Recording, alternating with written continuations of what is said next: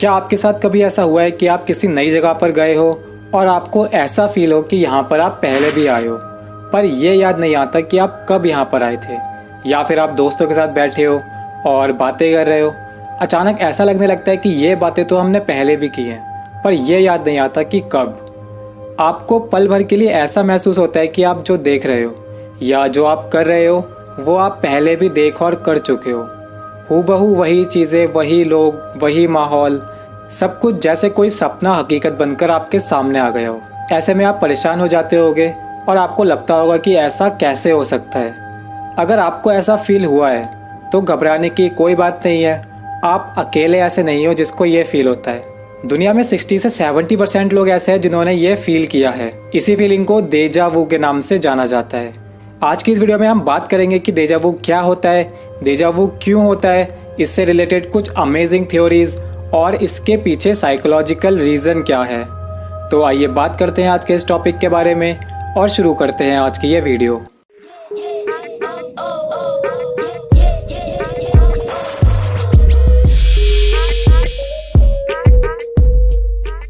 देजा वू एक काफ़ी अजीब सा शब्द है।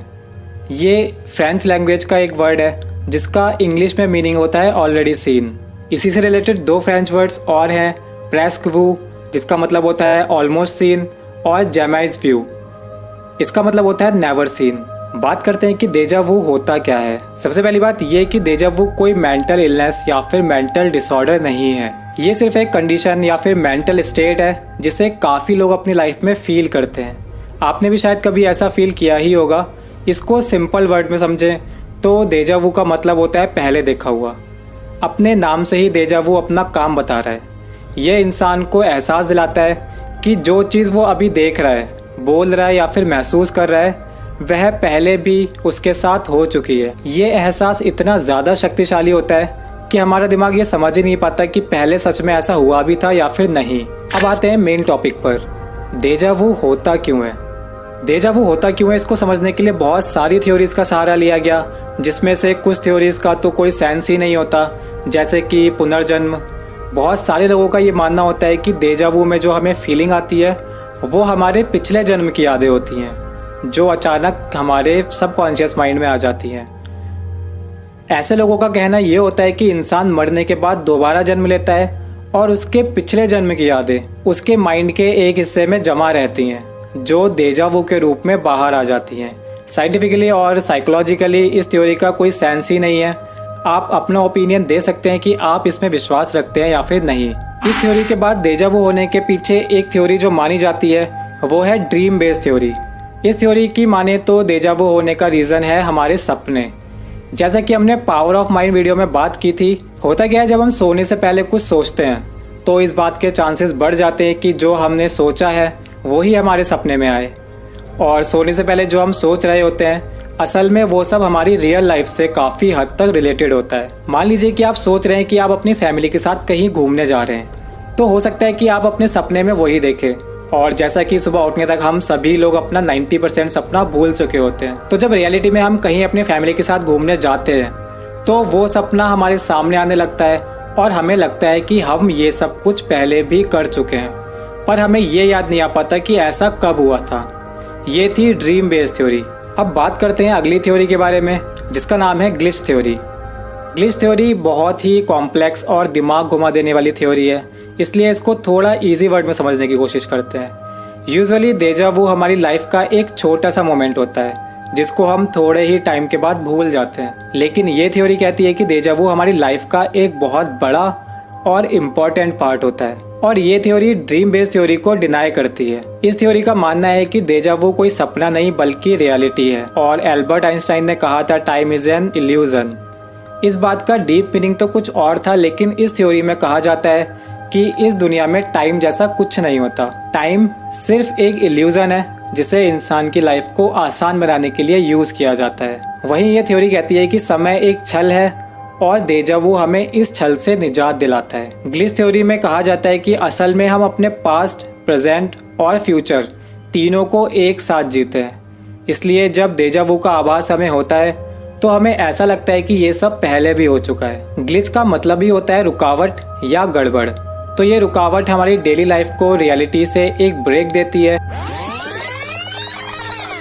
जिसे डेजा वू कहा जाता है। इन थ्योरीज के अलावा और भी बहुत सारे रीजंस दिए गए हैं डेजा वू के, जिनमें कुछ लोग इसे पैरेलल यूनिवर्स से जोड़कर देखते हैं, वहीं कुछ लोग इसको पैरानॉर्मल एक्टिविटी मानते हैं, यानी भूत प्रेत आत्मा जैसा समझते हैं, और कुछ लोग इसको सिक्स्थ सेंस से जोड़कर भी देखते हैं। अब आते हैं उस थ्योरी पे जो साइकोलॉजी में डेजा वू होने के रीज़न को समझाती है। ड्रीम बेस्ड थ्योरी भी साइकोलॉजी के पॉइंट ऑफ व्यू से कुछ हद तक सही कही जा सकती है, लेकिन यहाँ हम बात कर रहे हैं साइकोलॉजी बिहाइंड डेजा वू। साइकोलॉजी में कहा जाता है कि दरअसल डेजा वू होता है मेमोरी मिसमैच की वजह से। मेमोरी मिसमैच की वजह से हमें लगता है कि जो भी हम फील कर रहे हैं या फिर जो भी हम कर रहे हैं वो हम पहले भी फील कर चुके हैं। डेजा वू का हमारी मेमोरी से क्या लेना देना है, इसे समझने के लिए हमें समझना होगा कि हमारी मेमोरी काम कैसे करती है। तो जैसा कि आप सभी को पता होगा, हमारी मेमोरी के दो पार्ट होते हैं, शॉर्ट टर्म मेमोरी और long term memory. Short term memory में बाहर से आने वाली इन्फॉर्मेशन को अपने अंदर प्रोसेस किया जाता है और इसके एक लिमिटेड कैपेसिटी होती है। इस मेमोरी में जो इन्फॉर्मेशन होती है वो जल्दी ही गायब हो जाती है और लॉन्ग टर्म मेमोरी में ट्रांसफ़र हो जाती है और वहीं पर स्टोर हो जाती है। लॉन्ग टर्म मेमोरी की स्टोरेज कैपेसिटी अनलिमिटेड होती है। इसके अंदर हमारी पूरी लाइफ की इन्फॉर्मेशन रहती है, जिसको थोड़ा ध्यान देने पर रिकॉल किया जा सकता है। और डेजा वू एक सर्किट ब्रेक जैसा होता है जो STM और LTM के बीच कनेक्शन टूटने की वजह से होता है।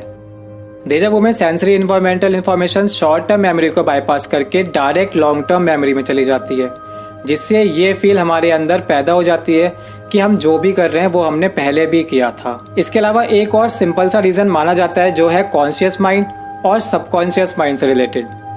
अब कॉन्शियस माइंड और सबकॉन्शियस माइंड की जो बेसिक थ्योरी है वो तो आपको पता ही होगी, इसकी आगे की बात करते हैं। कॉन्शियस माइंड और सबकॉन्शियस माइंड के बीच में एक लेयर होती है, एक पतली सी लेयर होती है, यानी जब कॉन्शियस माइंड एक्टिव होता है तब सबकॉन्शियस माइंड इनएक्टिव रहता है।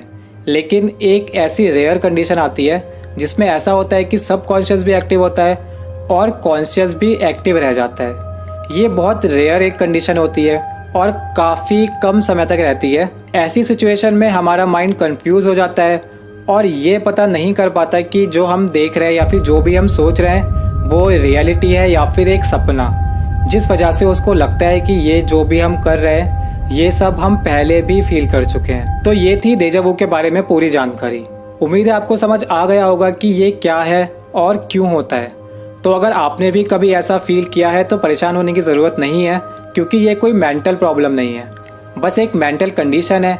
इससे डरने की या फिर इससे घबराने की बजाय आप इस एक्सपीरियंस को अपने आसपास के लोगों से शेयर कीजिए, जिससे आपकी गलतफहमी भी दूर हो जाए और आसपास के दूसरे लोगों के मन से भी भूत प्रेत या आत्मा और पुनर्जन्म जैसी चीज़ें ना आए। इतना ही था आज की इस वीडियो में। इन्फॉर्मेशन अच्छी लगी हो तो वीडियो को लाइक ज़रूर करें, कमेंट करके अपना एक्सपीरियंस हमसे शेयर कर सकते हैं। वीडियो को शेयर कीजिए अपने दोस्तों के साथ और साइकिल